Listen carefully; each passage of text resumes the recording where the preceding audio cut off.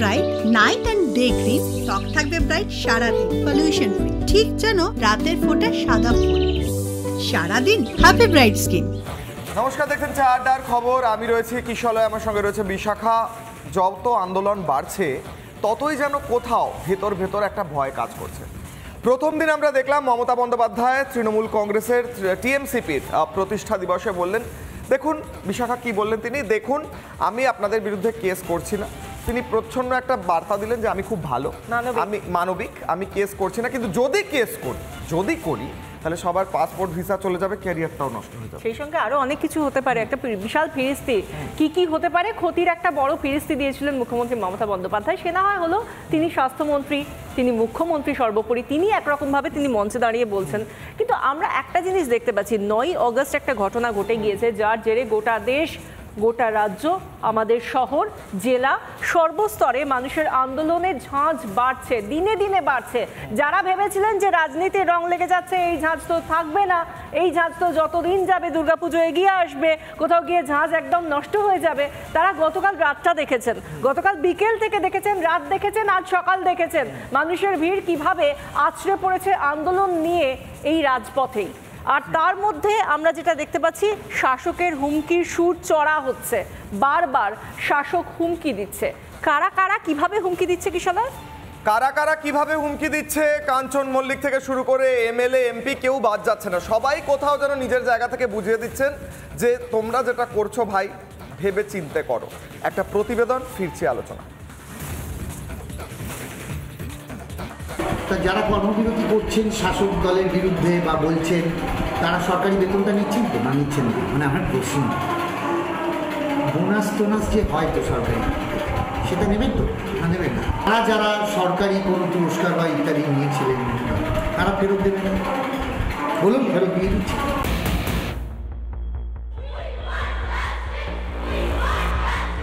ফের বিতর্কে তৃণমূল। এবার আন্দোলনরত চিকিৎসকদের সরাসরি নিশানা তৃণমূল বিধায়ক কাঞ্চন মল্লিকের। এক হাত নিয়েছেন প্রতিবাদে সামিল অন্যান্যদেরও। ঠিক কি বলেছেন উত্তরপাড়ার বিধায়ক, শুনুন আরো একবার। যারা কর্মবিরতি করছেন শাসক দলের বিরুদ্ধে বা বলছেন, তারা সরকারি বেতনটা নিচ্ছেন তো না নিচ্ছেন না? মানে আমার প্রশ্ন, বোনাস টোনাস যে হয় তো সরকারি, সেটা নেবেন তো না নেবেন না? তারা যারা সরকারি কোনো পুরস্কার বা ইত্যাদি নিয়েছিলেন তারা ফেরত দেবেন না? বলুন, ফেরত দিয়ে দিচ্ছি। রিপাবলিকের পাল্টা প্রশ্নে পিঠ বাঁচাতে সাফাই গাইতে ছাড়লেন না তৃণমূল বিধায়ক। আমি বলেছি যে ডাক্তার যারা রয়েছেন তারা পরিষেবা যারা এখন বন্ধ রেখেছেন তারা বেতন পাচ্ছেন তো, তারা সরকারি বেতন পাচ্ছেন তো, এবং তারা বোনাসও পাচ্ছেন তো, তাহলে পরিষেবাটা কেন দিচ্ছেন না? আমি কিন্তু কাউকে ডিরেক্ট দোষারোপ করছি না, আমি শুধু বলছি তাহলে রোগীদের ক্ষেত্রেও সেইটা একটু করা উচিত, আমি সেইটুকুই বলেছি। শুধু কাঞ্চন মল্লিক নয়, অভয়া কাণ্ডের প্রতিবাদীদের নিশানা করেছেন তৃণমূল সাংসদ অরূপ চক্রবর্তীও। একই সঙ্গে রাজ্যের বিরোধী দলগুলিকে কুরুচিকর আক্রমণ তৃণমূল সাংসদ অরূপ চক্রবর্তীর। মানুষকে ভুল বুঝিয়ে বলছে আমরা 100 দিনের টাকা চাই না, আমরা কন্যাশ্রী চাই না, আমরা 1000 টাকা লক্ষ্মীর ভান্ডার চাই না। হিম্মত আছে তাদেরকে নিয়ে মিছিল করে দেখাও, তাহলে জানতে পারবো তোমরা বাপের বেটা।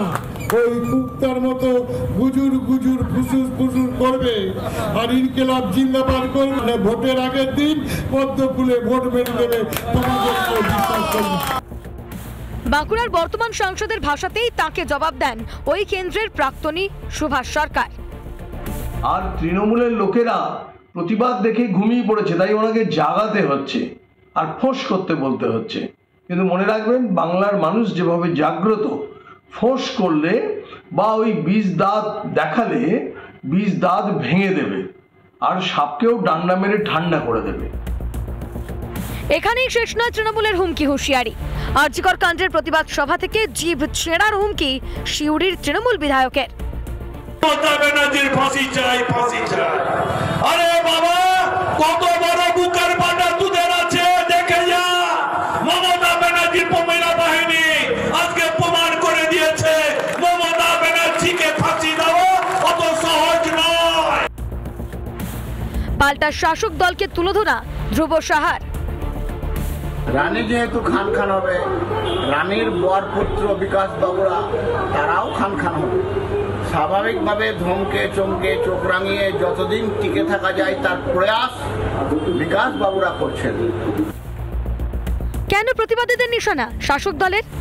ভয় দেখিয়ে কি আদেও প্রতিবাদ থামানো যাবে? সুজিত গৌর, মৃন্ময় পান, মনোরঞ্জন চ্যাটার্জির রিপোর্ট, রিপাবলিক বাংলা। আমরা যখন এই প্রতিবেদন দেখছিলাম, আমার বিশ্বাস যখন আমাদের রিপাবলিক বাংলা চারটার খবরের যারা দর্শক তারাও দেখছিলেন, তারাও নিশ্চয়ই এটাই ভাবছিলেন যে ভয় কখন দেখায় একজন শাসক, ভয় কখন দেখায়। ঠিক এই জায়গাটা নতুন করে বলে দেওয়ার কোনো দরকার হয় না। ওয়াল লাইনের উত্তর কিশলয় দিয়ে দিল। আমরা জানি, আমরা এখানে যখন দুজনে এই কথা বলছি, আপনারাও এই উত্তরটাই মনে মনে ভাবছেন। যখন নিজে কেউ ভয় পায় তখনই অপরজনকে ভয় দেখায়। তাহলে ভয় পাওয়ার মতো নিশ্চয়ই কোনো কারণ রাস্তাঘাটে ঘটছে, যার জন্য আজকে শাসককে এভাবে ভয় পেতে হচ্ছে। এই কারণটা কি স্বতঃস্ফূর্ত আন্দোলন, যেটা আমরা প্রতিনিয়ত দেখতে পাচ্ছি? আজকে আমরা এই নিয়ে কথা বলবো, বিস্তারিত আলোচনা করব, ডিবেট হবে। আর তার জন্য আজকে আমাদের গেস্ট যারা রয়েছেন তাদের সঙ্গে একটু আলাপ সেরে নিতে হবে। আমাদের সঙ্গে এই মুহূর্তে রয়েছেন রাজপুত্র চন্দ্র, রাজনৈতিক কর্মী, তৃণমূলকে সমর্থন করেন। রয়েছেন জয় মল্লিক, বিজেপি মুখপাত্র। রয়েছেন ঝন্টু বড়াইক, অধ্যাপক এবং রাজনৈতিক বিশ্লেষক। বিশাখা, প্রথমেই আমি প্রশ্ন করতে চাই, আমি ঝন্টু বাবুর থেকে শুরু করব। ঝন্টু বাবু, যেটা দেখছেন, আমরা যে কথা বলছিলাম, প্রতি পদে আন্দোলনের ঝাঁজ বাড়ছে, আর সেই সঙ্গে সঙ্গে কোথাও যেন প্রচ্ছন্ন হুমকির বার্তা এবং ফোঁস করে ওঠা সেটাও বাড়ছে। এই মমতা বন্দ্যোপাধ্যায় দেখিয়েছিলেন, ফোঁস করে উঠছেন বলে মনে হচ্ছে।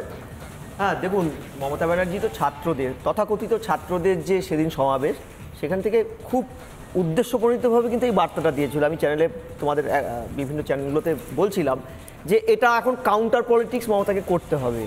তার কারণ নাগরিক সমাজের এই জেগে ওঠাটা, অসহযোগিতা আন্দোলন, রবীন্দ্রনাথ ঠাকুরের নির্দেশে গান্ধীজি যখন ফ্ল্যাগহীন অসহযোগিতা আন্দোলন করলো, যে পৃথিবীর ইতিহাসে সিভিল সোসাইটির আন্দোলনের জনক রবীন্দ্রনাথ ঠাকুর উপাধি পেয়ে গেলেন, সেই আন্দোলনটা এত বছর পরে আবার রিপিট হলো বাংলা দিয়ে। মানে বাংলার পথ দেখায় না, সেই বাংলা কিন্তু এখনও পথ দেখালো সারা পৃথিবীকে।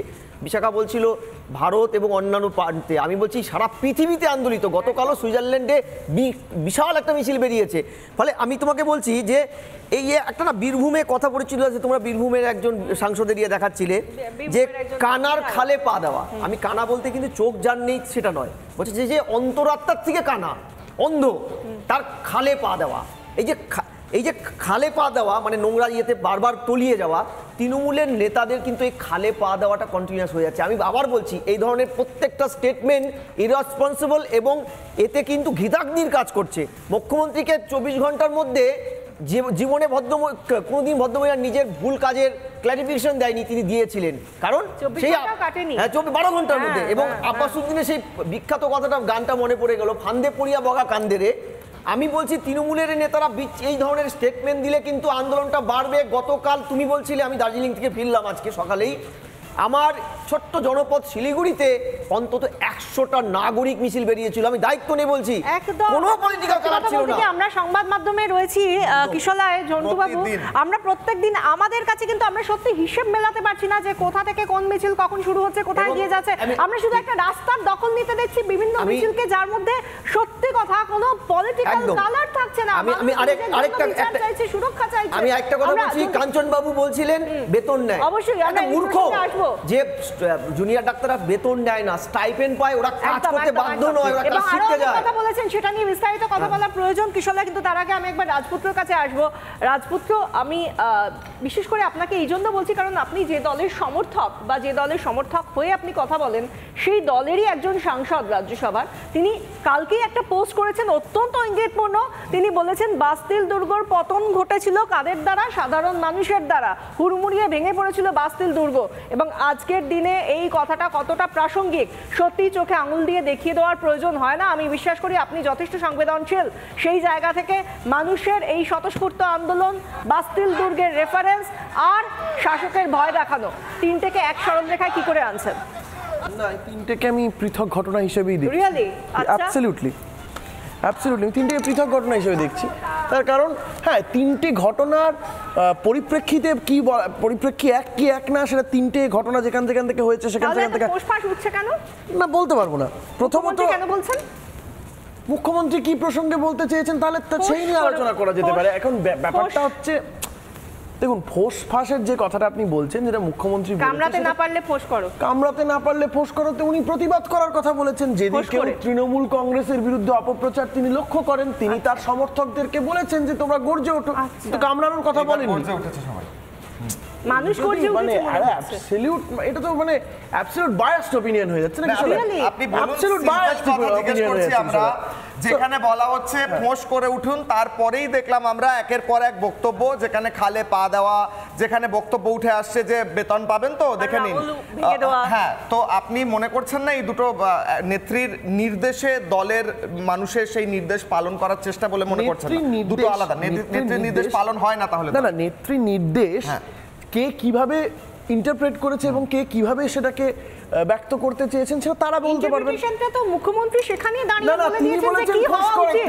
তিনি বলেছেন ফোঁস করতে, তাহলে লিটারালি নিলে তো সবাইকে ক্যামেরার সামনে দাঁড়িয়ে ফোঁস ফোঁস করতে হয়। ওমা, রামকৃষ্ণ পরমহংসদেবকে কোট করেছেন, ঠিক এই বোকা বিষয়টা খুব বোকা লাগলো। এই যে আপনি যা ইচ্ছা দলের সুপ্রিমো দাঁড়িয়ে টিএমসিপির প্রতিষ্ঠা দিবসের মঞ্চ থেকে এই কথাটা একেবারে আপনি বলুন। আচ্ছা, রাজপুত্র বলুন উনি পরমহংসদেবের যে কথাটাকে উনি তুলে ধরছেন সেটাকে এবার এক্স্যাক্টলি সাপের সাথে নিশ্চয়ই পরমহংসদেবের কথা হয়নি, বলতে দেবেন। যদি বলতে দেন তাহলে নিশ্চয়ই সবাই জানে, বাচ্চারাও জানে। Metaphorical, it's a metaphorical thing.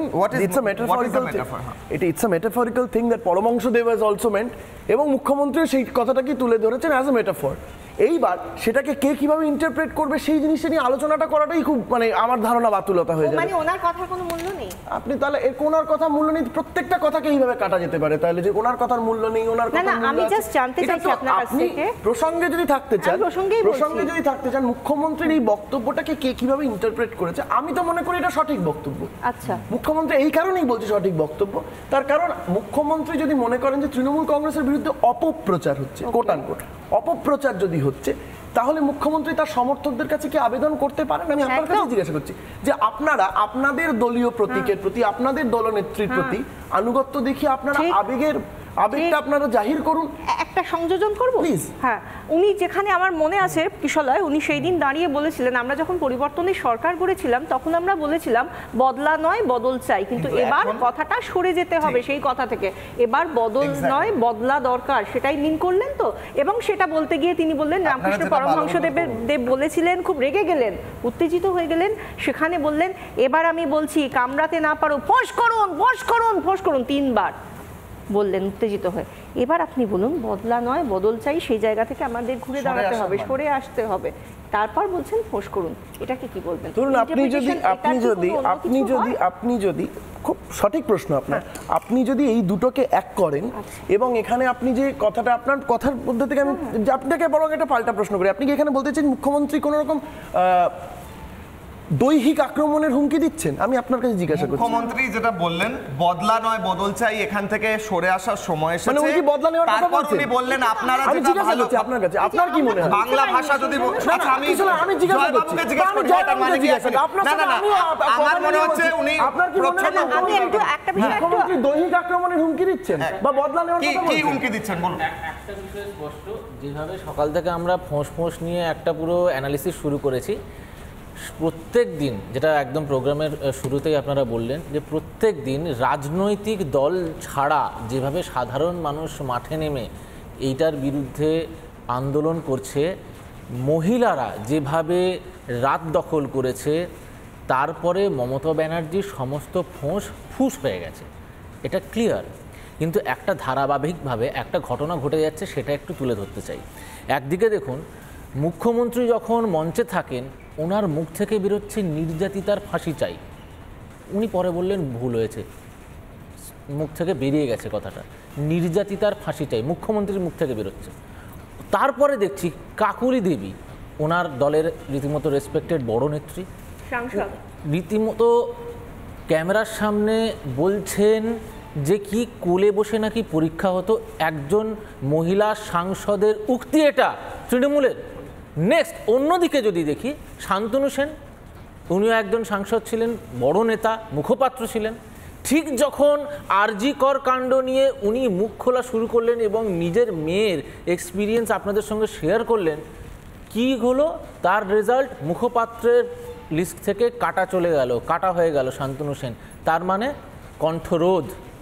এরপরে সুখেন্দুবাবু আপনাদের সামনে বলেছেন কি ঘটেছে, কিন্তু একটার পর একটা যেরকম আমরা দেখছি তৃণমূলের নেতা মন্ত্রীরা যারা আরজি কর নিয়ে মুখ খুলেছে তাদেরকে কিন্তু রীতিমতো সাইড করে দেওয়া এবং তাদের কণ্ঠরোধ করে দেওয়ার পুরো প্রচেষ্টা হয়ে গেল। এবং আজকে কাঞ্চন মল্লিক যখন জিজ্ঞেস করছে যে তারা বেতন নেবে কি না, একদম একটু আগে ঝন্টুদা যেটা বললেন এটা নিয়ে রীতিমতো ডিপ অ্যানালিসিস করা উচিত যে কাঞ্চন মল্লিক উনি দায়িত্ব পাওয়ার পরে পাবলিক রিপ্রেজেন্টেটিভ হওয়ার পরে উনি কতদিন ওনার ওইখানে কনস্টিটিউয়েন্সিতে গেছেন, কতগুলো কাজ করেছেন, কি কি কাজ পেন্ডিং আছে তার উত্তর দিন আগে, তার হিসাব দিন সাধারণ মানুষের কাছে। সেইটা না দিয়ে উনি এখন এইটা নিয়ে জাস্টিফাই করছেন। আর অদ্ভুতভাবে এইগুলোকে রীতিমতো এন্ডোর্স করছেন যিনি মাথায় বসে আছেন, উনি হচ্ছেন মুখ্যমন্ত্রী। কারণ দুটো দপ্তর, সেটা ক্যাটাগরিক্যালি বলে দিই, একদিকে যেরকম প্রশ্ন উঠছে ল অ্যান্ড অর্ডার নিয়ে, আরজি করে সেই 14 তারিখ, সেই 14 তারিখের রাত সেখানে পুলিশ কি করছিল, সেই পুলিশের ভূমিকা কি ছিল, সেই নিয়ে যখন প্রশ্ন ওঠে সেটা কিন্তু হোম মিনিস্ট্রি, তার মন্ত্রী এই স্বয়ং মুখ্যমন্ত্রী মমতা বন্দ্যোপাধ্যায়। এবং দ্বিতীয় দিকে হেলথ নিয়ে যখন কথা হয় সেই হেলথ মিনিস্ট্রি, সেখানে রীতিমতো কমপ্লেন গেছিল একাধিকবার এই সন্দীপ ঘোষকে নিয়ে, তারও কর্ণপাত করা হয়নি। তার মাথায় কে বসে আছে, সেও হচ্ছে এই মুখ্যমন্ত্রী মমতা বন্দ্যোপাধ্যায়। তার কারণেই কিন্তু আমরা একদিকে যেরকম জাস্টিস চাইছি এবং প্যারালালি আমরা চাইছি এই মুখ্যমন্ত্রীর পদত্যাগ হোক। এটাই কারণ। জয়বাবু আপনি বলছেন কিছুক্ষণ আগে আমরা দেখছিলাম তার কথার প্রেক্ষিতেই রাজপুত্র কিছু বলার চেষ্টা করছিলেন। এক সেকেন্ড, আমি জাস্ট একটা জিনিস পিসিআর কে একটু মনে করিয়ে দেবো, যদি একটু দেখানো যায় মেদিনীপুর মেডিকেল কলেজ হাসপাতালে কি ঘটনা ঘটেছে এবং সেখানে মহিলা ইন্টার্ন তিনি কি বলছেন। আমি পিসিআর কে বলবো একটু তৈরি রাখার জন্য, যদি আমরা কিছুক্ষণের মধ্যে সেটা চালাতে পারি, কারণ সেখানকার মহিলা ইন্টার্ন তিনি কিভাবে বলছেন তাদেরকে চটুল নাচ করতে বাধ্য করা হতো, সেটাও আমরা দর্শকদের এবং আমাদের উপস্থিত গেস্ট যারা রয়েছেন তাদেরকে শোনাবো। তার সঙ্গে এই মোস্তাফিজুরের ছবি মুখ্যমন্ত্রী মমতা বন্দ্যোপাধ্যায়, সন্দীপ ঘোষের সঙ্গে এই সমস্ত বিষয়গুলো একটু যদি রেডি রাখা যায় তাহলে আমরা সেই বিষয়টাতেও আসতে পারি। রাজপুত্র কিছু বলার চেষ্টা করছিলেন।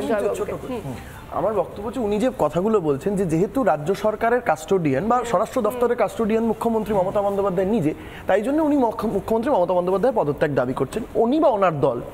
আমার বক্তব্য হচ্ছে যদি তাই হয়ে থাকে তাহলে আজকের দিনে দাঁড়িয়ে who is investigating the matter and apex কোর্টের মনিটরিং এই ইনভেস্টিগেশনটা চলছে সঠিক।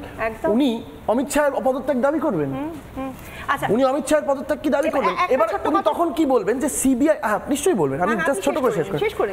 উনি তখন বলবেন যে না সিবিআই এর একটা নিজস্ব মোডাস অপারেন্ডি, উনি বলে নয়, ওনার দলের অনেক মুখপাত্ররা একই কথা বলছেন, সিবিআই এর নিজস্ব একটা মোডাস অপারেন্ডি রয়েছে এবং তারা সেভাবে মনিটর করবে এবং এটার ফল পরবর্তীকালে পাওয়া যাবে।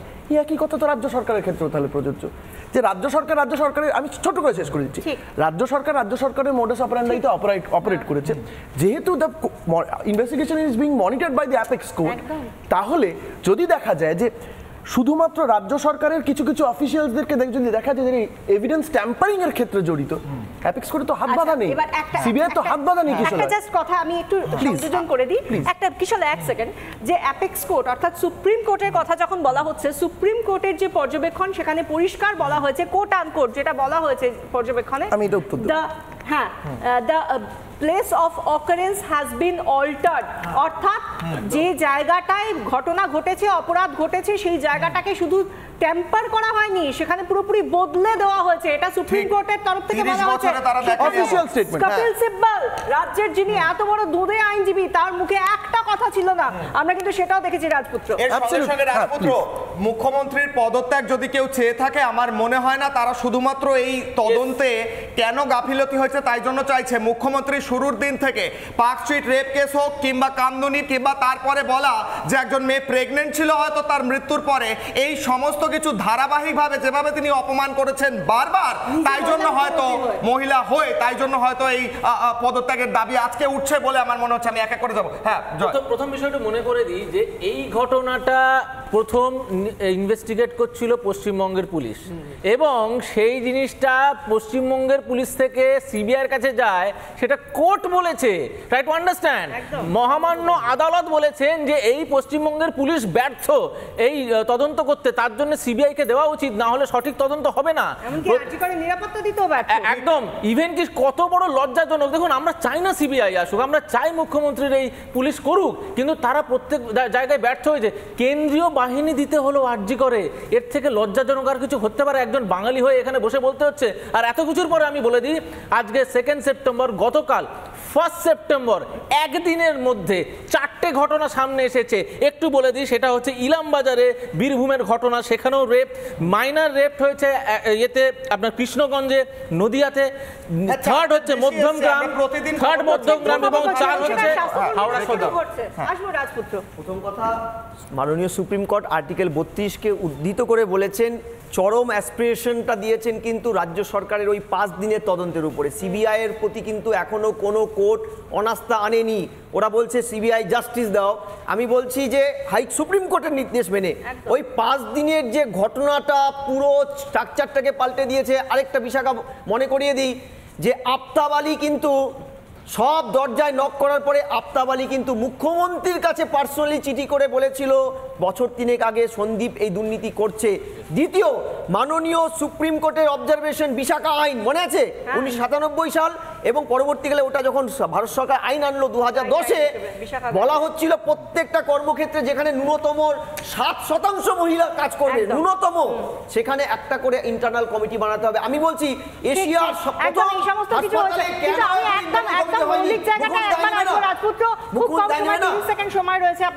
আপনি বলছিলেন যে এভিডেন্স অল্টার করা হয়েছে বা প্লেস অফ অকারেন্স অল্টার করা হয়েছে, সেই জায়গাটা নিয়ে আপনার কিছু বক্তব্য রয়েছে। 30 সেকেন্ড। অ্যাপেক্স কোর্টের যে বক্তব্যটা আপনি বললেন, it's an official statement, absolutely. এই আমার বক্তব্য হচ্ছে, একটা যে কোনো সাধারণ মানুষ এটা জানে, the apex court is the epitome authority of conviction. আজকে আমাদের দেশে সুপ্রিম কোর্ট যা বলবে সেটা শেষ কথা, সব কিছুর ঊর্ধ্বে। তাহলে সুপ্রিম কোর্টের এই বক্তব্যটার পরে কি কোনো সুপ্রিম কোর্টের তরফ থেকে কনভিকশন দেখা গেছে? কোনো কনভিকশন দেখা গেছে? সিবিআই এর কাছ থেকে স্ট্যাটাস রিপোর্ট দেওয়া হয়েছে, এরপরেও দেওয়া হবে। সমস্ত বিষয়টা আমরা জানি 5 তারিখ নেক্সট হিয়ারিং রয়েছে। তো সেই জায়গা থেকে এই কথাটা কখনোই খণ্ডন করা যায় না যে প্লেস অফ অকারেন্স বদলে দেওয়া হয়েছে, চরিত্র বদলে দেওয়া হয়েছে। আমরা স্পেসিফিক অবজারভেশন ছিল। বিরতি একটা ছোট্ট যেতেই হবে, ফিরবো আলোচনা। বিরতির পর দেখতে থাকুন রিপাবলিক বাংলা।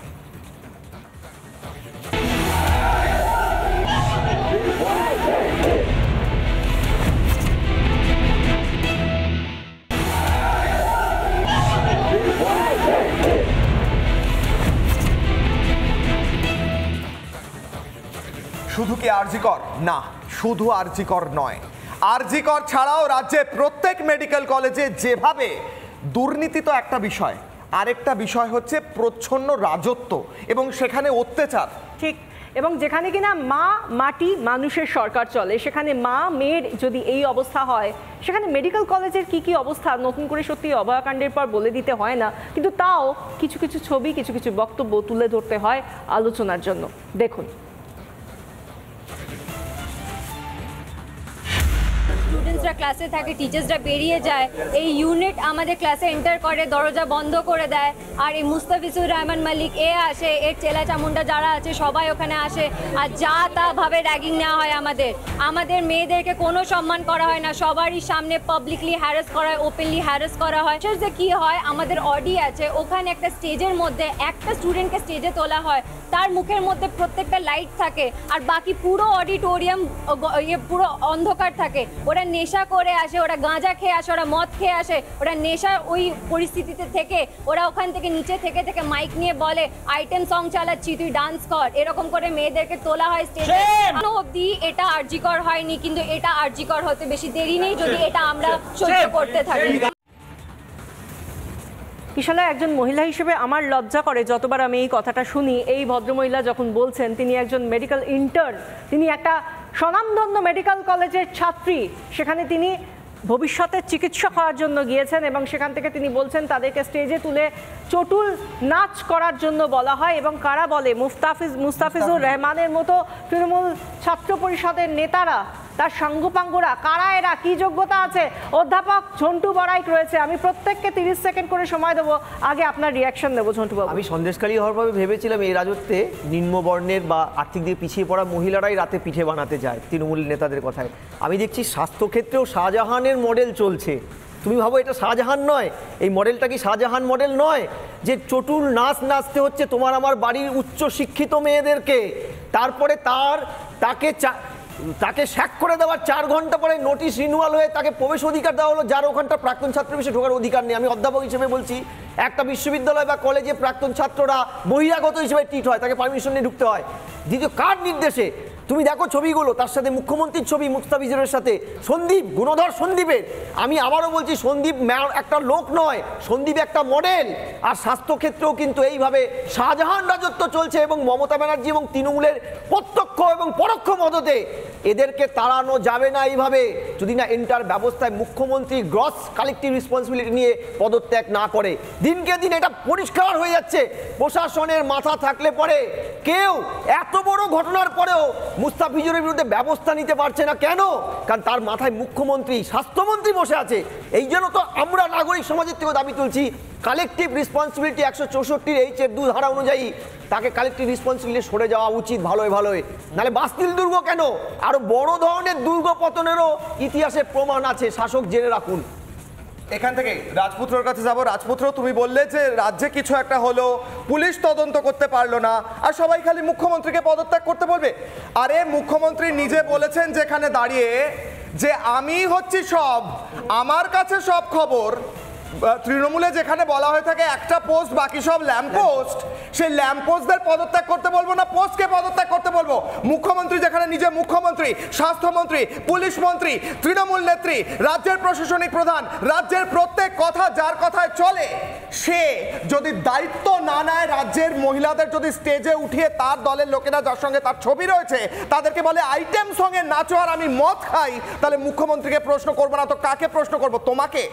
একদমই এই কথা আমি বলিনি যে রাজ্যের পুলিশ ব্যবস্থা নিতে পারছে না, মুখ্যমন্ত্রীকে কেন প্রশ্ন করেন, আমি এই কথা বলিনি। আমি বলতে চাইছি যে আমাদের দেশের পরিকাঠামো, যুক্তরাষ্ট্রীয় পরিকাঠামো, যদি পুলিশের কাজে কেউ অখুশি হয় বা প্রশাসনিক কোনো কাজ, কোনো দপ্তরের কাজে যদি কেউ অখুশি হয়, তার জন্য আইনের দরজা খোলা আছে, একটা প্রলং প্রসিডিওর রয়েছে যেখানে জাস্ট মোমেন্ট, তার জন্য জুডিশিয়ারি খোলা আছে। আমি এটাই বলতে চাইছি। তার মানে আইনের রক্ষকরা তার কোনো কাজ করবে না, যদি কেউ আপনি করবে না, প্রত্যেক ক্ষেত্রে আদালতেই যাওয়া হবে।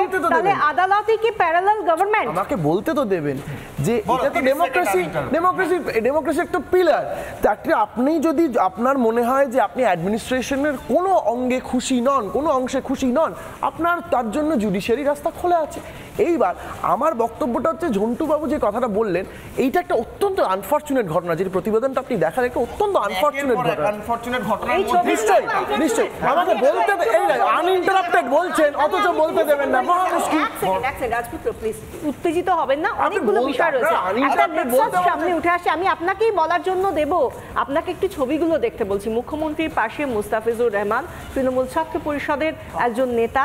এই তৃণমূল ছাত্র পরিষদের নেতার বিরুদ্ধেই অভিযোগ করছেন, যে মহিলাকে আপনি দেখলেন এতক্ষণ, তিনি এর বিরুদ্ধে অভিযোগ করছেন। এ আবার কার সঙ্গে ঘনিষ্ঠ? সন্দীপ ঘোষের ঘনিষ্ঠ। সন্দীপ ঘোষের সঙ্গে অভিক দেও ঘনিষ্ঠ, যাকে দেখা গিয়েছে আরজি করের অপরাধ যে স্পট, সেই স্পটেও। তো এই জায়গা থেকে আপনি কি বলবেন, এইটাকে কি আপনি সত্যি কোথাও গিয়ে ইগনোর করতে পারেন এই নেক্সাসটাকে? আমি একটা কথাই বলতে চাই যে এই কথাগুলো তো খুব গুরুতর কথা, এই অভিযোগগুলো খুব গুরুতর অভিযোগ। কাজেই এই জিনিসটা তো একটা, দেখুন, with all due respect to the media, এই জিনিসটা তো মিডিয়া ট্রায়ালে সলভ করা পসিবল না। এই ছবিগুলো আমরা তা বলছি না, আমি একটা কথা বলছি, ধরুন আপনারা দায়িত্বশীল কাজ করেন, আপনারা রেসপন্সিবল কাজ করছেন, ছবি এসেছে আপনাদের কাছে, আপনারা তুলে ধরেছেন ছবি। আমি তা বলছি না, আমার বক্তব্য হচ্ছে এআই কি এআই নয় সেটা তো আমি বা আপনি বিচার করার কেউ নই। এটার জন্যও তো জুডিশিয়ারি রাস্তা দিয়ে যেতে হবে।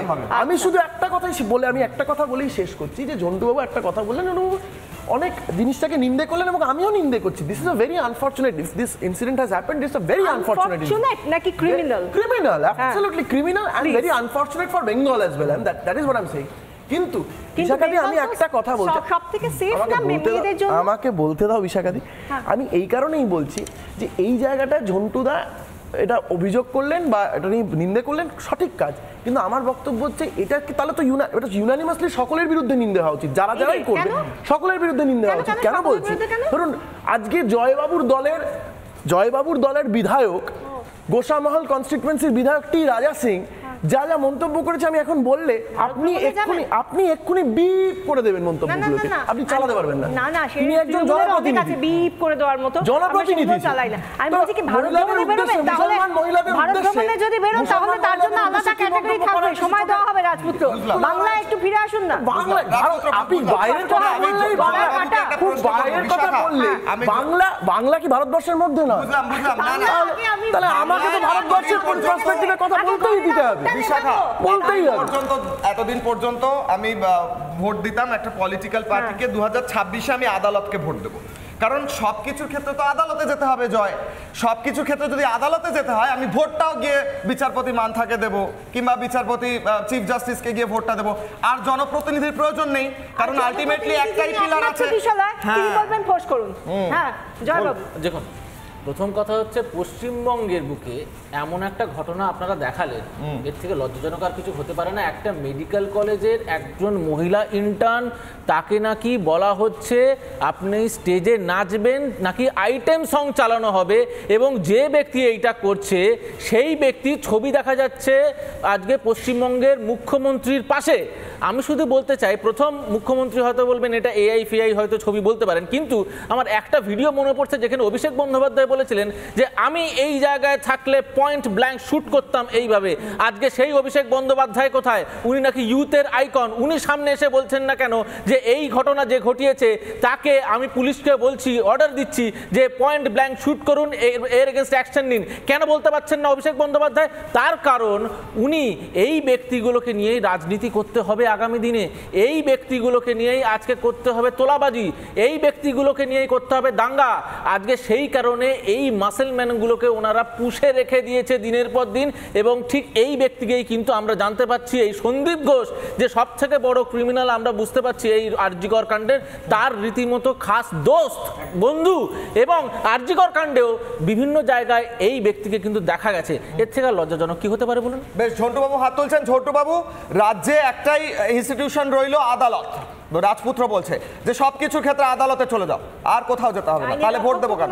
করতে পারছে না। কিছুদিন পরে সিভিল সার্ভিসে প্রশ্ন আসবে, আদালত চালিত একটি সরকার ভারতবর্ষের নাম বলো, আমরা লিখবো। আমি বলছি যে আদালতই যদি সরকারটাকে চালায়, তাহলে কাঞ্চনবাবুরা জনগণের ট্যাক্সের টাকায় বসে বসে বিধায়ক হিসেবে অনারিয়াম নিচ্ছে কেন? আমার প্রশ্ন এটা। উনি তো কোনো কাজ করছেন না। যাই বলছো না কেন সিবিআই করবে, যাই বলছো না কেন হাইকোর্টে যান। এই সরকার 13 বছর 14 বছরে একটা ওয়ার্ক অর্ডার করেনি আদালতের ধাক্কা ছাড়া, হাইকোর্ট না সুপ্রিম কোর্ট। আদালত চালিত একটি সরকার যদি হয়ে থাকে, একটা উল্লেখযোগ্য উদাহরণ একমাত্র, এটা দেখবে জিকেতে প্রশ্ন আসবে, তোমার আমার ছেলে মেয়েরা লিখবে, উত্তরটা ঠিক মার্ক দেবে। আমি বলছি মমতা কেন এগুলো করছে? দেখো, জনতরঙ্গের উত্তাপ কিন্তু মমতা টের পেয়ে গেছে। আর কোনো একটি সরকার যখন ক্ষমতা হারানোর আভাস পেয়ে যায় না, তখন তারা কিন্তু মরিয়া হয়ে হিংস্র এবং বেপরোয়া হয়ে ওঠে। আজকে যে মমতা ফোঁস করতে বলেছেন, যদিও ঠাকুর কিন্তু এই কথাটা বলেননি, ঠাকুর বলেছে অন্যায়কারীর বিরুদ্ধে ফোঁস করতে, আর এনি করলেন কি আমি নিজে অন্যায় করেছি আমি আবার ফোঁস করব। আমি বলছি যে মমতা এটা করেছেন কারণ তার তথাকথিত ছাত্ররা, যে ছাত্ররা ট্রেনে বাসে এসি কম্পার্টমেন্টে স্লিপারের লোকজনকে তাড়িয়ে দিয়ে গাড়ি দখল করে, সেদিন আমি দার্জিলিং মেলের ট্রেনে ছিলাম, S7 কোচ নম্বর, এবং তার বিয়ে ছিল আমার 3 নম্বরে। সেদিন যে বদমাইশি দেখেছি এই তৃণমূলের ছাত্র পরিষদ, সকল ছাত্র পরিষদ নেতাদের, যে কিভাবে লোকদের নামিয়ে দিয়ে গাঁজা খেতে খেতে সারা রাত উদ্দাম নৃত্য করতে করতে কলকাতায় এসেছে মমতা ব্যানার্জির সুভাষিত ভাষণ শুনতে। তারা কিন্তু এই বার্তা নিয়ে গিয়ে গ্রামে গ্রামে একটা করে শাহজাহানের মতন কেস করবে, একটা করে আরজিকর করবে, কারণ তার দিদি তো বলে দিয়েছে ফস করবি গিয়ে, তোরা যা বুঝবি করে নিবি, বদলা নয় বদল চাই, আমি আজকে থেকে তুলে দিলাম। আমি বলছি এটা মারাত্মক। একদম আর্টিকেলে লেখা আছে মুখ্যমন্ত্রী নৈতিক দায়িত্ব, কালেকটিভ রেসপন্সিবিলিটির জন্য নিতে হবে, এবং যদি এই ধরনের ইনসিডেন্ট আবার হয় তাহলে মুখ্যমন্ত্রীকে কিন্তু তার বিরুদ্ধে প্রাইমা ফেসিতে কিন্তু মামলা করার জায়গাও কিন্তু সংবিধান আমাদের বলে দিয়েছে। বাবু বলছেন না যে বদলা নয় বদল চাই, আপনি সত্যি এটা বললেন যে এই টিএমসিপি প্রতিষ্ঠা দিবসে মমতা মঞ্চ থেকে যেটা বলেছেন সেই নিরিখেই, কিন্তু আমরা জানি জয় যে এই যে বদলা নয় বদল চাই সেটা আমরা 2011-র পর থেকে বহুবার দেখেছি। 2024 পর্যন্ত বহু বিরোধী ঘর ছাড়া, বহু বিরোধীর খুনের ঘটনা, ভোট পরবর্তী হিংসা, এটা হয়তো নতুন করে তিনি বললেন বোধহয় আগুনটা আর একটু জ্বলে গেল, তাই তো? না, এর একটা আগের একটা ঘটনা বলে দিই, মনে পড়ছে নেতাজি ইন্ডোর স্টেডিয়ামে সেইখানে হচ্ছে দলীয় বৈঠক, সেখান থেকে মমতা বন্দ্যোপাধ্যায় বার্তা দিলেন যে ওরা যদি 4টে অ্যারেস্ট করে আমি কিন্তু 8টা করতে পারি। সেই সময় রীতিমতো একটার পর একটা অ্যারেস্ট হচ্ছে। তার কয়েকদিনের মধ্যে কি কাণ্ড হলো, সন্দেশখালিতে রীতিমতো যারা ইনভেস্টিগেট করতে আসলো সেন্ট্রাল এজেন্সি তাদের উপরে হামলা। তার মানে এইটা কিসের ইঙ্গিত দিচ্ছে যে আমি এইবারে অ্যালাউ করলাম তৃণমূলের সমস্ত যারা নেতা গুন্ডা আছে, এইবারে বদলা নেওয়ার সময় হয়েছে, তোমাদের ওপেন দিয়ে দিলাম, তোমরা এবার যা ইচ্ছা করো, আমি বুঝে নেবো, আমার কাছে পুলিশ আছে। এই বার্তা উনি দিলেন। এরপরে পশ্চিমবঙ্গে কোনো সাধারণ মানুষ, কোনো সেন্ট্রাল এজেন্সি, কোনো রাজনৈতিক কর্মীর উপরে কোনো রকম যদি বিপত্তি আসে তার একমাত্র দায় নিতে হবে এই মুখ্যমন্ত্রীকে। কারণ এর আগেও আমরা দেখেছি একদম এই ঘটনার বা এই উক্তির পরে কি পরিস্থিতি হয়েছে ল অ্যান্ড অর্ডারের, আজকে কিন্তু তাই হতে চলেছে। দায়িত্ব নিতেই হবে। এখান থেকে আমরা যে টপিকে আলোচনা করছিলাম, যদি সেই বাইট রেডি থাকে আমি আরো একবার প্লে করতে বলবো, বা রেডি হলে বলতে বলবো, যেখানে মমতা বন্দ্যোপাধ্যায় খুব মিষ্টিভাবে বলছেন যে আমি অনেক ব্যবস্থা নিতে পারতাম কিন্তু আমি তো নিইনি। হ্যাঁ, চিকিৎসকদের উদ্দেশ্যে আমি নিইনি, তোমাদের পাসপোর্ট চলে যাবে, ভিসা চলে যাবে, দেখো ভাই, কিন্তু আমি কিন্তু নিইনি। রাজপুত্র, তোমার কাছে আমার প্রশ্ন, সেই বাইট কি রেডি আছে কিনা আমি আচ্ছা একবার শুনবো। হ্যাঁ, একবার শুনবো। না, বদলা নয় বদল চাইটা কিন্তু আমরা এখন শোনাচ্ছি না। আমরা যেটা শোনাবার চেষ্টা করছি, আন্দোলনকারী চিকিৎসকরা যারা আন্দোলন করছেন তাদের উদ্দেশ্যে মুখ্যমন্ত্রী তিনি কি বলছেন, তথা স্বাস্থ্যমন্ত্রী, যে যদি আইন অনুযায়ী তারা ফিরে না আসেন তাহলে কি কি হতে পারে কনসিকোয়েন্স। একটু সময় দিচ্ছি, পিসিআর নিশ্চয়ই সময়। রাজপুত্র, আমি এখানে প্রশ্ন করব, দু রকমের হুমকি হয়। একটা হয় রাজপুত্র তোমায় আমি ধরে মারবো, আরেকটা হচ্ছে রাজপুত্র তুমি যদি আমার সঙ্গে ফেস করো তাহলে আমি করছি না কিছু, কিন্তু যদি করো তাহলে কিন্তু এই এই জিনিস হয়ে যাবে। তোমার কি মনে হয় প্রচ্ছন্ন হুমকি দিয়ে কতদিন আন্দোলন দমিয়ে রাখা যাবে? আমি ব্যক্তিগতভাবে এটাকে প্রচ্ছন্ন হুমকি মনে করছি। কি মনে করো? আমি এই কারণেই বলছি, তার কারণ এর আগেও আমি এটা নিয়ে উত্তর দিয়েছি। অসুবিধা কোথায় রাজপুত্র?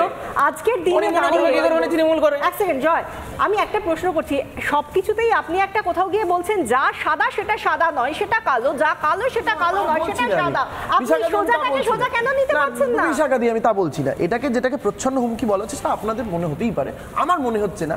এই কারণেই আমার ধারণা একজন প্রশাসক যিনি মুখ্যমন্ত্রী তিনি তার এখতিয়ারটা যদি মনে করিয়ে দেন যে আমি চাইলে এইগুলো পার্সিউ করতে পারি কোনো মামলা, সেটা তিনি মুখ্যমন্ত্রীর হওয়াকালীন বলেছেন এবং সেটা তিনি বাস্তব তুলে ধরেছেন যে যিনি চাইলে পার্সিউ করতে পারেন। রাজপুত্র, তিনি যাদেরকে বলছেন তারা উচ্চ শিক্ষিত, তারা ডাক্তার, তারা খুব ভালো করে জানেন, তারা সংবেদনশীল, তারা খুব ভালো করে সচেতন, তারা রাজনৈতিকভাবে সচেতন, নিজেদের কর্তব্য নিয়ে সচেতন।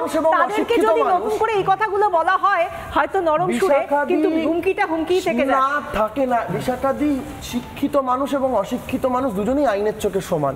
মুখ্যমন্ত্রী মমতা বন্দ্যোপাধ্যায় যাদের উদ্দেশ্য করে বলা হচ্ছে সেই বিষয়টাও মাথায় রাখতে হবে, এবং তিনি সেটা নিয়ে যথেষ্ট মুখ্যমন্ত্রী যে কথাটা বলেছেন, যে কথাটা এটা তিনি মনে করিয়ে দিচ্ছেন, আমি যতটুকু বুঝলাম যে উনি বোধহয় নিজের এখতিয়ারটা মনে করে দিচ্ছেন যে উনি নিজেকে ঠিক আছে, নিজেকে মনে করা প্রথম কথা মুখ্যমন্ত্রী আমার মনে হয় নিজেকে, আমি বলছি রাজপুত্র ঠিক বলেছে, ওনার কাছে সেই আইন আছে যে যদি ওরা বিচ্যুত করে সমাজে যে কোনো স্তরের মানুষ যদি কোনো আইনের বিরুদ্ধ কাজ করে উনি ব্যবস্থা নেবেন। কিন্তু প্রশ্নটা হচ্ছে সবার আগে তো ওনার ব্যবস্থা নেওয়া উচিত ছিল সন্দীপের বিরুদ্ধে। পশ্চিমবঙ্গ হেলথ সার্ভিস আইন বা যে কোনো সার্ভিস আইনে এখনো পর্যন্ত তোমাদের কাছে খবর আছে বিশাখা কৌশল যে সন্দীপকে ন্যূনতম সাসপেনশনটা করেছে? না না, ওনাকে তো লাড্ডু দিয়েছিল পরের দিন, আরেকটা মেডিকেল কলেজে পাঠিয়েছিল, উনি তো পুরস্কার পেয়েছিলেন। প্রথম পুরস্কার, দ্বিতীয় তোমার আমার ট্যাক্সের টাকায় উনি বসে বসে এখনো বেতন পাচ্ছে। এবার হাইকোর্টের সিদ্ধান্তে ছুটিতে গিয়েছেন। দ্বিতীয়, সেদিন উনি আরেকটা কথা বলেছেন সিরিয়াস, সেটা কিন্তু তোমরা এখানে তুলছো না, যে ভারতের অখণ্ডতা, সার্বভৌমত্ব, স্থায়িত্ব, সমানাধিকার, সাম্যাবস্থা, গণতন্ত্র এবং সংবিধানকে চ্যালেঞ্জ করে উনি দেশের একজন মুখ্যমন্ত্রী একটা রাজ্যের সংবিধানের মাথায় বসে থাকে, তিনি ভারতের অখণ্ডতাকে চ্যালেঞ্জ করে বলছেন সেভেন সিস্টার শান্ত হয়ে যাবে। কিছুদিন আগে ইউনিস এই কথাটা বলেছিল, বাংলা চললে আসাম থেমে থাকবে না। উনি ওয়ার্স, আমি কালকে দিল্লির একজন সাংবাদিকের সাথে কথা বলছিলাম, বলছে এটা তো ওয়ার্স এগেইনস্ট দ্য ইন্ডিয়ান কনস্টিটিউশন। একটা সিএম কি করে পারেন ইমিডিয়েট? আমার সিএম তো আগে বলেছেন যে আমি চাই বাংলার সাথে হিন্দুস্তানের সম্পর্ক ভালো হোক, আপনি উল্টো কথা বলছেন। আমি বলছি হিন্দুস্তানের সংবিধানে বাংলা পড়ে না। এই রাজ্যের মুখ্যমন্ত্রী ক্ষমতা আসার পরে বলতেন আমি স্যাটাসেট মুখ্যমন্ত্রী, স্যাটাসেট মুখ্যমন্ত্রী। সেই স্যাটাসেট মুখ্যমন্ত্রী তার রাজধর্ম বাদ দিয়ে সব কিছু করেন। উনি ওদেরকে ধমকি দিচ্ছেন, তার ভেতরে বসে থাকা সন্দীপের বিরুদ্ধে একটা ন্যূনতম বিভাগীয় তদন্ত তার মেডিকেল দপ্তর করেনি, বিভাগীয় তদন্ত। হ্যাঁ বলো বলো, শেষ কমেন্ট যাবো, প্রত্যেকটা সময় নেই আর, বলো। সন্দীপ ঘোষকে সিবিআই গ্রেফতারটা করছে না কেন? সিবিআই গ্রেফতার করছে না কেন? এটা না, আচ্ছা যে প্রশ্নটা রাজ্য সরকারকে করা, তুমি নিজে সিবিআই দপ্তরের বাইরে গিয়ে বসে থাকো প্রশ্ন করো। এখানে আমি তো তোমরা তোমাদের যে প্রশ্নটা রাজ্য সরকারকে করা হচ্ছে, যে প্রশ্নটা রাজ্য সরকারকে করা হচ্ছে যে সন্দীপ ঘোষের এগেইনস্টে ব্যবস্থা নেওয়া হয়নি, সন্দীপ ঘোষকে রাজ্য সরকার কেন গ্রেফতার করেনি বলো? হ্যাঁ, সিবিআই কেন গ্রেফতার করছে? আমি উল্টো প্রশ্ন করছি, রাজ্য সরকার রাজ্য পুলিশ কেন করে? আমি কেন রাজ্য পুলিশ কেন করে? প্রশ্নটা অসুবিধা হচ্ছে, প্রশ্নটা করতে গিয়ে কোথাও করছি প্রশ্ন, শোনো তুমি তো অ্যাপেক্স কোর্টের কথা বলছিলে, তো এই অ্যাপেক্স কোর্টও প্রশ্ন করেছিল, আবার সেই দিনে সেই শুনানির বক্তব্যের বিষয়ে আসি, প্রশ্ন করা হয়েছিল যিনি অধ্যক্ষ ছিলেন তাকে কি করে ওই একই পদে একই দায়িত্ব দিয়ে পরের দিনই আরেকটা মেডিকেল কলেজে নিয়ে যাওয়া হলো? এই প্রশ্নটার উত্তরটা কি আছে? এটা তো মমতা বন্দ্যোপাধ্যায় নিজে ডিক্লেয়ার করেছিলেন, আর কেউ না। প্রত্যেকটা রাজ্য হ্যাঁ, প্রত্যেকটা রাজ্য সরকার একটা নির্দিষ্ট মোডাস অপারেন্ডাইতে অপারেট করে। এবার এইখানটা এইটা তো একটা সরকারের ডিসক্রিশনারি পাওয়ার্স রয়েছে, সেটা কোর্ট চ্যালেঞ্জ বলেছে, কোর্ট বলেছে। মমতা বন্দ্যোপাধ্যায় ডাক্তারদের উদ্দেশ্যে কিভাবে মিষ্টি ভাষায় প্রচ্ছন্ন হুমকি দিয়েছিলেন বলছি, আমরা দেখি কি বলেছিলেন উনি, শুনুন। আমি আপনাদের কথা দিচ্ছি, আমি আজকে মিটিং করছি, আজ পর্যন্ত বলছি আমরা কোনো ব্যবস্থা নিইনি। আপনারা আন্দোলন করেছেন, আমি কোনো ব্যবস্থা আপনাদের বিরুদ্ধে নেব না, কারণ আমি যেহেতু মনে করি আপনাদের দুঃখ থাকতে পারে, অভিমান থাকতে পারে, ক্ষোভ থাকতে পারে, আপনারা বিচার চাইছেন, কিন্তু এবার আস্তে আস্তে জয়েন করুন, এবার আস্তে আস্তে যোগদান করুন, তা নাহলে সুপ্রিম কোর্ট কিন্তু সেদিন বলেছিলেন এরপর থেকে স্টেট গভর্নমেন্টকে পাওয়ার দেওয়া হলো টু টেক অ্যাকশান। আমি অ্যাকশান নিতে চাই না, তার কারণ আমি চাই ওরা ভালো করে পড়াশুনো করুক। আমি যদি কারোর বিরুদ্ধে এফআইআর করি তার ভবিষ্যৎটা নষ্ট হয়ে যাবে, সে আর কোথাও চান্স পাবে না, পাসপোর্ট পাবে না, ভিসা পাবে না। আমি যদি কারোর বিরুদ্ধে লিগালি অ্যাকশান নিই সে বিচার পাবে না, সে মনে রাখবেন তার জীবনটা পুরো নষ্ট হয়ে যাবে। আমরা সেটা চাই না। আমাদের সরকারের মানবিক মুখ আছে, মানবিক মুখ দিয়ে আমি আরো ডাক্তার তৈরি করতে চাই। শেষ কমেন্ট নিতে হবে বিশাখা। একদম মুখ্যমন্ত্রী বলছেন যে কি কি করতে পারেন, আর জুনিয়র ডাক্তাররা বলে দিলেন তারপরের দিনই যে তারা কিচ্ছুতে ভয় পান না, তারা আন্দোলন করছেন, চলবে সেই আন্দোলন। প্রথম কথা, শেষ কমেন্ট। মাননীয় সুপ্রিম কোর্ট কোনোভাবেই বলেননি স্টেপ নিতে, অনুরোধ করেছেন, মাননীয় সুপ্রিম কোর্ট জানেন। দ্বিতীয়, উনি বলছেন ব্যবস্থা নেবেন, ম্যাডাম আপনি ভালো করে আপনার লিগাল সেলে জিজ্ঞাসা করে নেবেন, ব্যবস্থা নিলে পাসপোর্ট ভিসার উপরে কিছু প্রভাব পড়ে না। তৃতীয়, যে একটা রাজ্যের স্বাস্থ্য দপ্তর যদি জুনিয়র ডাক্তারদের উপরে ডিপেন্ড করে থাকে, যেখানে 9 বছর ধরে কোনো রিক্রুটমেন্ট নেই, তাহলে আপনি কিসের উন্নয়নটা করলেন? গতকাল ধর্মতলায় আমি ধর্ণা মঞ্চে ছিলাম, এই বক্তব্যটা নিশ্চয়ই বেশ কিছুদিন আগেকার, এবং তারপরে গতকাল সন্ধ্যেবেলা থেকে রীতিমতো যে কোনো অরাজনৈতিক যে কটা মিছিল দেখলাম, সেটা থেকে প্রমাণ হয়ে যায় এই কথার কোনো ভ্রুক্ষেপ করছে না কোনো রাজনৈতিক, কোনো সাধারণ মানুষ। খুব একটা যুক্তি আজকে পাইনি, শেষ কি কোনো যুক্তি রয়েছে কি? না, আমার বক্তব্য হচ্ছে মুখ্যমন্ত্রীকে নিয়ে যেটা উনি বললেন, মুখ্যমন্ত্রীর কথাটা যদি কন্টেম্প্ট অফ কোর্ট হয়ে থাকে, কেন কোর্টই বা সুমোটো মামলা করলো, মানে সুমোটো কগনিজেন্স নিল না? এই বক্তব্যটা একটা বাড়ি ভাড়া নিয়ে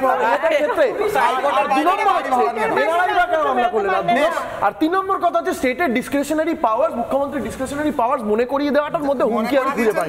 তোমাদের জীবন নষ্ট বাংলার মানুষ ভুল ভেবেছেন, যা ভেবেছেন ভুল ভেবেছেন, সেই জন্য কেন তাকে ডিসক্লেমার দিয়ে আবার পরের দিন অন্য কথা বলতে হলো আমরা জানি না। তো যাই হোক, যেখানে চতুর্দিকে আমরা দেখতে পাচ্ছি যে আজকে আন্দোলন আর আন্দোলন, কেউ গান গেয়ে আন্দোলন করছেন, কেউ ছবি এঁকে আন্দোলন করছেন, সেই জায়গা থেকে পশ্চিম মেদিনীপুর থেকে কি বিষয় উঠে আসে একটু বলো। ঠিক, বিচারের দাবিতে সোচ্চার পিংলার পটুয়াপাড়া, পটচিত্র এঁকে গানের মাধ্যমে প্রতিবাদ, রং তুলিতে প্রতিবাদের ভাষা। এদেরও কি হুমকি দেওয়া হবে প্রশ্ন করছি আমরা। রং তুলিতে গানে প্রতিবাদে পটশিল্পীরা, তারাও কি হুমকি পাবে?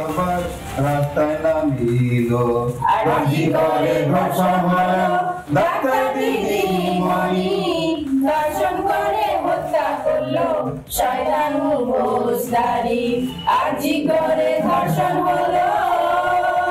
বাবা মা স্বপ্ন দেখে মেয়ে বড় হবে বৃদ্ধ পটচিত্র শিল্পীরা বরাবর সচেতনমূলক পটচিত্র এঁকে গান বেঁধে মানুষকে সচেতন বার্তা দেয়।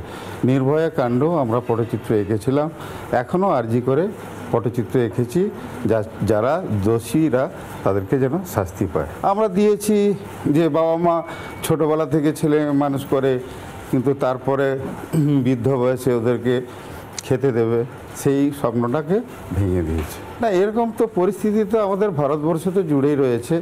তার জন্য আমরা চাইছি যাতে মানুষের শাস্তি হোক, ফাঁসি হোক, যাতে না এরকম আর ঘটনা কেউ করতে পারে।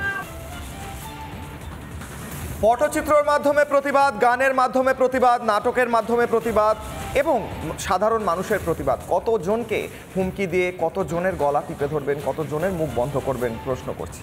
এই প্রশ্নটার সঙ্গে আরেকটা প্রশ্ন, যে দুর্নীতি সরানোর জন্য কোন পদক্ষেপ করছে এই সরকার, সেই প্রশ্নটা নিয়ে আজকে চা আড্ডা আর খবরে একটা বিরতিতে যাচ্ছি, সঙ্গে থাকুন।